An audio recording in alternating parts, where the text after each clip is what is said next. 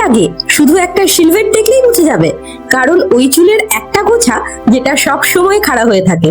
But এই বিখ্যাত কুইজটা অ্যাকচুয়ালি অ্যাক্সিডেন্ট ছিল। Tintin in the land of Soviets এর প্রথম 8টা পাতায় টিনটিনের চুল ছিল কমপ্লিটলি নর্মাল, স্মুথ, কোমড, কোনো স্টাইলই ছিল না। তারপর একটা সিনে টিনটিন গাড়িতে ওঠে আর হঠাৎ স্পিডে ছুটতে শুরু করে, আর যে আঁকার সময় হাওয়ার স্পিড দেখাতে চুলের একটা গোছা পেছনে উড়িয়ে দিলেন, আর সেটাই পার্মানেন্ট হয়ে গেল। পরবর্তী 50 বছরে কখনো সেই চুলের গোছা আর নিচে নামেনি। বৃষ্টিতে ভিজলেও না, সমুদ্রে ডুব দিলেও না। টিনটিন.com নিজেই কনফার্ম করেছে শুধু ব্লু লোটাস আর the Crab with the Golden Claws এর 1-2 প্যানেলের জন্য এই চুল সমান হয়ে গিয়েছিল।